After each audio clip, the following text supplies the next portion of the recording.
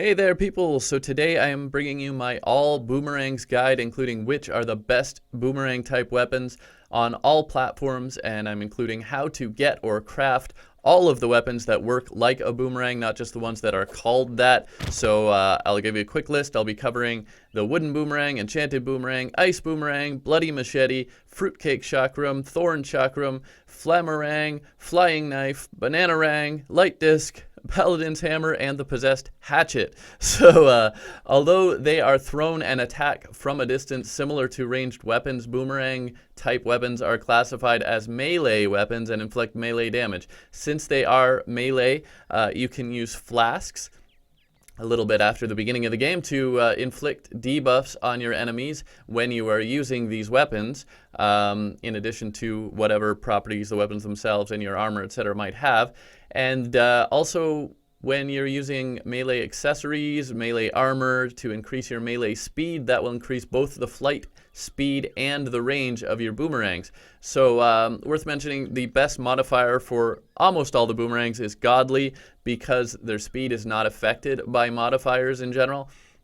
Boomerangs do have infinite piercing when they're returning, not on the way out, but when they're returning, so they can return actually through blocks as well. So you can see here, basic boomerang, it will just hit that dummy, and when I fire it out there, if I get it around the dummies, when it's returning, it'll actually go through that, and should be the same. You can see it goes through the block there as well if I get it out and around there. So just so you know the mechanics, and that will help you to use them a little better. Also, another thing worth noting that the closer you are, the faster you can fire it. These all do have a stated use time, but basically, at least for the single-use ones, it fires as fast as you can catch it back again. So when you're closer, it fires out and gets back faster. When you're farther, it takes longer to get back to you. You can't fire it as quickly. So it's worth using those mechanics when using these weapons, particularly like certain other types of weapons. There are certain things that will help you to use these. So almost all of the boomerang type weapons have a 4% critical strike chance, with only one exception, which I will talk about. And they almost always, most of the time, they will knock enemies away. So even if the boomerang is coming on its way back, usually it will knock your enemies away with the knockback effect rather than towards you, even though it's coming towards you. Something to be aware of as well. So let's talk about the actual weapons. In pre-hard mode, there are in pre-hard mode there are 7 boomerangs, and so the first one I'm going to show you is this simple wooden boomerang, which is your basic early boomerang. You can find in wooden chests at the surface and the basic underground near the surface layers, the top part of the underground, that is, and it does 7 damage on the pre-update platforms. As you can see, it's generally doing 8 damage here. Of course, there are critical hits and stuff as well, but it is technically, the stats are 7 damage before the update and 8 damage since the update. It has a 15 use time, 6.5 velocity, and 5 knockback, your basic boomerang. I will now show you next the Enchanted Boomerang, which is a nice little upgrade early in the game. It's slightly improved. It's found in gold chests at the underground and cavern layers, mostly in those cabins that you'll find underground and similar places. It releases light particles or sparks. You can see little sparks flying off of it there. And that can make it useful for exploring underground, which makes sense and helpful since you find it underground. And it has a 13 damage stat. As you can see, that always varies a little. 14 use time, 10 velocity, and 8 knockback. And don't throw it out when you're done with it, because it's also used in crafting the Flamarang, which is actually the last one I'll talk about in pre-hard mode. And moving right along, though, Ice Boomerang is another one you can get very early. It's a little bit better yet. As you can see, it has a little more fancy effects and so on. It is found only in ice chests in the underground snow biome specifically. So where the Enchanted Boomerang can be found in the underground and cavern layers, more or less any biome almost. The Ice Boomerang is found only in the underground snow biome. Also emits light. Unlike the Enchanted Boomerang, though, there's no upgrade to it. It can't be used in crafting a better one later. But it does 14 damage before the update, and it does 16 damage since the update. And this is the one that has an exception. Actually, it has, since the update only, originally it had 4% critical strike chance like all the other ones. Since the update, it's been buffed to 6% critical strike chance. It also has a 14 use time, 11.5 velocity, 8.5, 8.5 that is knockback. And yeah, that's the first 3 boomerangs, proper actual named boomerangs you're going to find. Now the first one that I'm going to talk about that is not called boomerang is the bloody machete. And it has a bit of a unique behavior in that it will fly out and drop, you can see there. Whereas the other ones fly out and come back, it flies out to its maximum distance and drops. If it hits something before it gets to its maximum distance, it acts just like the others. But if it gets further out and kills whatever that was, a bunny or something, anyway, it'll actually drop, which makes it actually useful in terms of this mechanic where these types of weapons will pierce on the way back, because if you can get it over top of a multi-segmented enemy or a bunch of enemies, it will drop behind them and then come back to you as soon as it falls and hits something, whether it's an enemy or a block. That's actually where it will stop falling, which is why when I fire it this way, it goes all the way down there. So this is actually a pretty rare drop during the Halloween seasonal event. Luckily for the publishing of this video that's coming up in October, the exact timing actually varies a fair bit depending what platform you're playing on, but sometime in from anywhere from the beginning to the 20th of October is when that starts. And that's the seasonal Halloween event. It's a 1 in 2,000 chance of being dropped by weak enemies during that Halloween seasonal event. And mostly that's going to be pre-hard mode enemies. Because of the way it works, there are fewer enemies that will drop this in expert because the enemies are stronger. But there are basically a few at that point. So it's weak enemies. There are some certain stats. You can check that on the wiki if you like. Maybe I'll hook you up with a link to that in the description. But yeah, it has 15 damage, 14 use time, 15 velocity, and 5 knockback. Useful little weapon just partly for that little mechanic of dropping behind your enemies like that. And it's coming back right there because it's hitting the dummy, by the way. So let's move along and talk about another seasonal drop, actually, is the Fruitcake Chakram.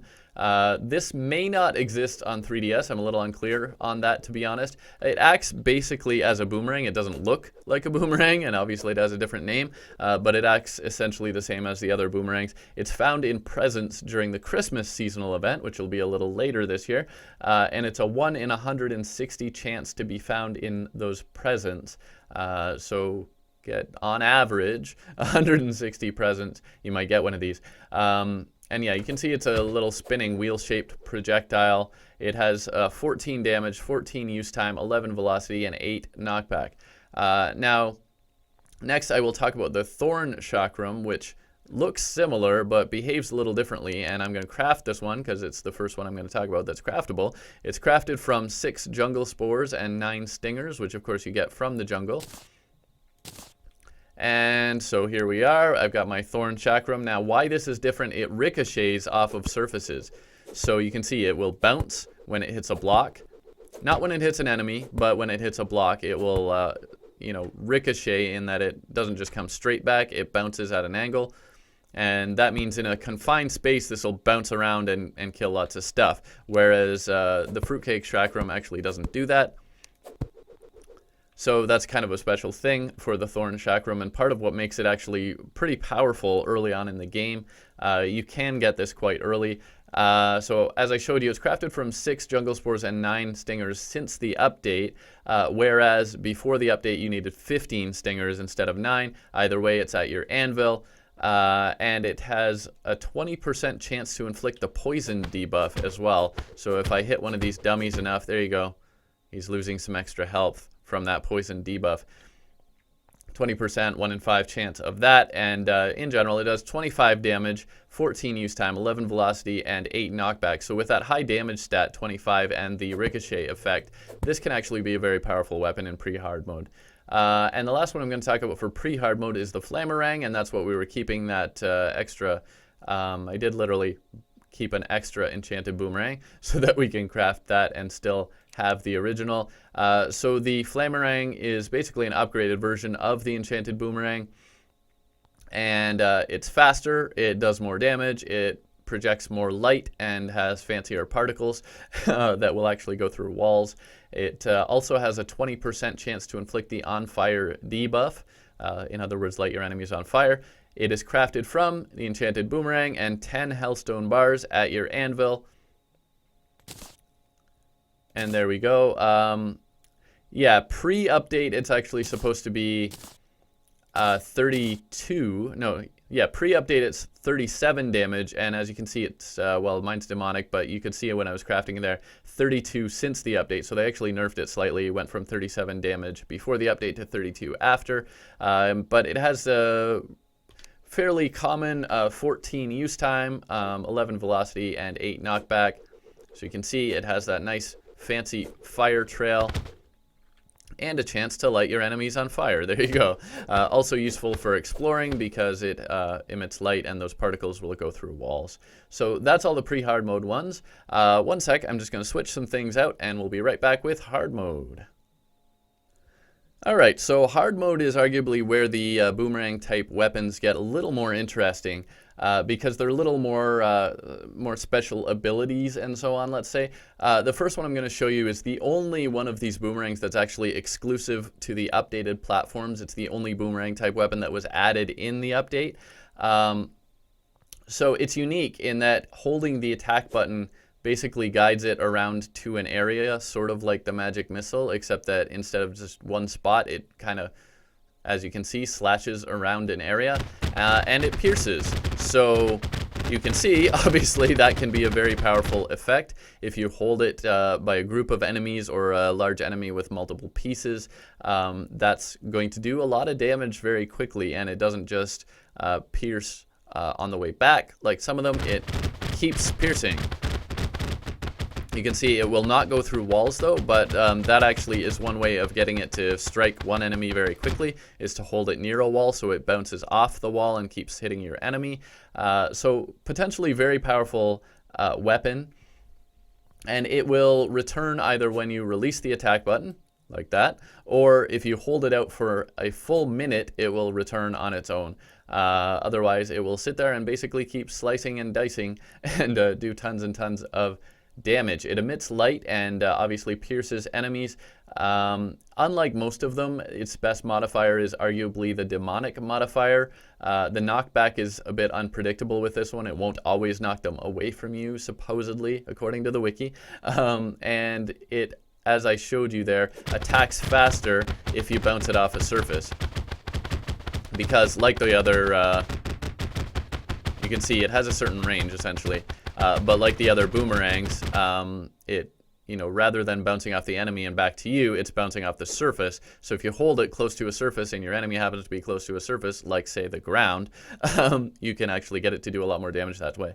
So as far as getting it, it's a 1 in 4 chance to drop from the Hallowed Mimics once you're in hard mode. It does 40 damage, has a 14 use time, 17 velocity, and 4.5 knockback. Again, only on the updated platforms, and that's the only one that is exclusive to those. So, talking about the other ones that are available in hard mode, the Bananarang, or Bananarangs, because you can stack up to 10 of these. They're an uncommon 1 in 30 drop from clowns during hard mode Blood Moons. You won't get clowns in Blood Moons until hard mode, and you can see, obviously you can throw a lot of these at once because you can stack up to 10 of them. And they have otherwise the same basic effects of other boomerangs, in that they will bounce off of enemies and they will pierce enemies when they're returning, and so on. So they're auto-fire on most platforms except for the old gen consoles, but with that stacking, up to 10 of them, they can be quite powerful. They do 40 damage, have a 7 use time before the update, and whereas since the update they do 55 damage and have a 14 use time. They have 14 velocity and 6.5 knockback. They cannot have modifiers because of the stacking. Obviously, you can only have 1 modifier per item, and so if you have a stack of them, they just said, you know what, we're just not going to have modifiers because we can't have them all modified, I guess. Anyway, yeah, programming-wise, I suppose they decided not to allow modifiers for these. And similarly, same thing for the light discs, which is the next one I'm going to talk about. These can also be stacked, up to 5 of them, also have no modifiers, also auto-fire. Hopefully, I believe these are on all platforms, auto-fire. They're a little faster, and they produce light. So those are sort of advantages for these, whereas there are only 5 of them, unlike the Bananarangs have 10. But these are auto-fire, possibly even on old-gen consoles. You'll have to tell me. It wasn't clear on the wiki about that. It didn't really say. But they produce light, which makes them useful for exploring. They also do not get modifiers. But they do bounce off surfaces, like that Thorn Chakram. They will ricochet, and again, that makes them particularly useful in confined spaces, and along with that light effect, very useful when you're exploring underground and to clear out enemies underground. You can see and you can kill at the same time. They are each crafted, each one of them from 4 hallowed bars, 3 souls of light, and 5 souls of might at your hard mode anvil. It does have to be a hard mode anvil. So you will need to at least defeat the destroyer to be able to craft these, because that's where you'll get your souls of might. Will also give you hallowed bars, so that works out. And they do 35 damage before the update. They do 57 damage since the update, so those have been buffed. They have a 14 use time, 13 velocity, and 8 knockback. And now we're getting down to the final 2 weapons, which are a little better known, kind of legendary late game weapons. So the Paladin's Hammer. Unlike other boomerangs, it does not just bounce off of an enemy. It has infinite piercing. And you can see it's also very, very fast. So it will go through a whole series of enemies. It has a fairly short range, but it will go through all those enemies and come back, attacking in both directions, which obviously makes it very powerful along with its stats. And it has very strong knockback as well. So it's very fast, very strong, infinite piercing. It's a 1 in 15 chance or a 1 in 10 chance if you're in expert mode to be dropped by paladins in the dungeon after defeating Plantera. And paladins will mostly show up in a particular area of the dungeon. There's the 3 different types of background walls. So Paladin's Hammer does 90 damage, has a 14 use time, 14 velocity, and 9 knockback. So again, this can be a very powerful weapon. Does not appear to be auto-fire, but you can click it fairly fast. And again, on mobile it probably is. Most things are. And yeah, that can be very powerful, particularly against obviously groups of enemies or big enemies with multiple segments, like say the Destroyer. Can be very powerful there, although you get it long after you've originally defeated the Destroyer. But those types of enemies, that's going to be particularly powerful. Whereas the Possessed Hatchet, the last one I'm going to talk about, homes in on enemies. We don't have enemies right here to home in on, but actually, you know what? Let's demonstrate both of these. Let's do a Mimic.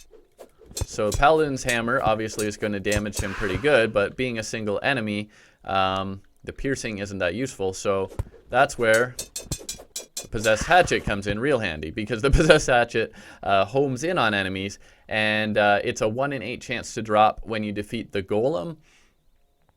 Pre-update, it acts as a single boomerang, but as you can see, since the update, it will actually fire technically infinite numbers of these little hatchets. Obviously fires them very quickly, they home in, and it's auto-fire. So it will home in within a certain area and strike that enemy many, many times. So this is basically the other sort of situations, depending on the type of enemy you're fighting. This might be more useful, especially fast-moving enemies, because of that homing ability and because it is very fast itself. Since the update, it acts like, basically, it acts as if it's a stack, even though it's not a stack.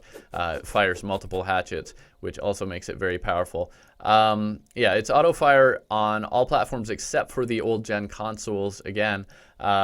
It's 90 damage before the update, 80 damage since the update, but with the multiple hatchets, it's actually going to be more powerful since the update. It's a 13 use time, 12 velocity, and 5 knockback. So, you know what, let's show you, especially these last 2, maybe these last few weapons in action.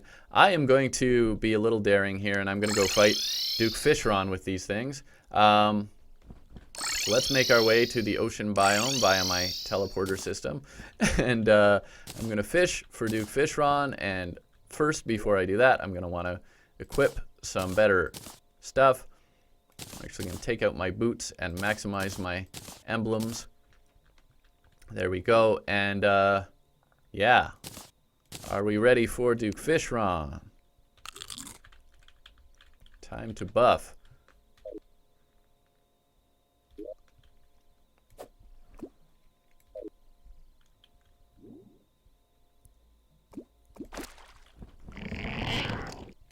So, Bananarang's probably not going to do it.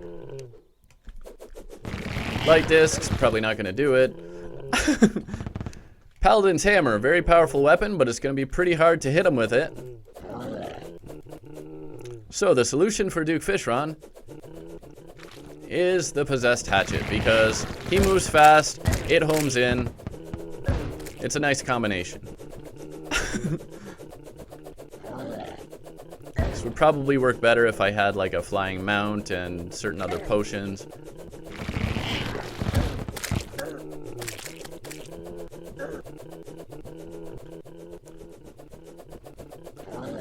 I didn't really prepare that much for Duke Fishron, but yeah, the point is that fast-moving enemy,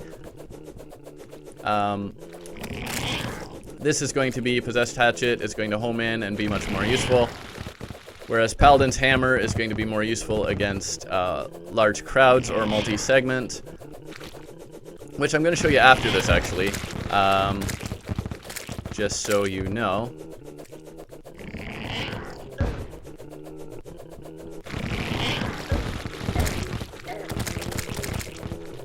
Will I survive? It's going to be tight. As I say, I didn't really prepare. No, didn't quite survive, but you get the idea. With the right equipment and gear and stuff, I didn't actually prepare a lot of great potions, and I didn't get my minions ready, and various things I didn't do. But I just wanted to show you that weapon in particular is useful in situations like that against fast, perhaps flying enemies. And yeah, that's that idea, and I guess I'm just going to have to wait a little bit until it's nighttime to show you the Destroyer boss fight, where that's actually going to be the opposite situation, where the Possessed Hatchet is not going to be probably as useful as the Paladin's Hammer, because the Paladin's Hammer can pierce. So, we'll wait till nighttime and I'll show you that. Alright, so here we go. Ironically, that gave me much more time to put some nice potions together for, ironically, a much weaker boss, and also these little buffs here and stuff like that. These things make all the difference. This is why I make those guides. But let's go ahead and show you the Destroyer fight with some of these weapons. Now, this flying knife actually is one of the weapons that might be useful if you use it right against the Destroyer when you are actually originally fighting him in hard mode, because you can get this early in hard mode.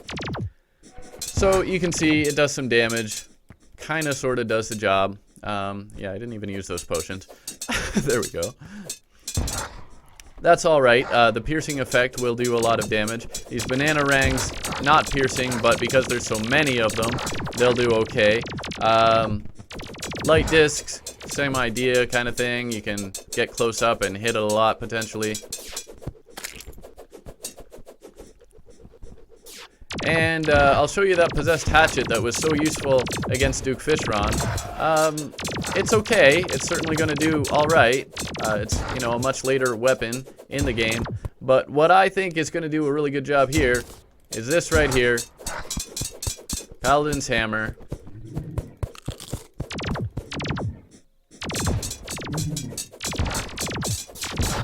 Especially if you get it at the right angle, it's going to pierce a whole bunch of different segments.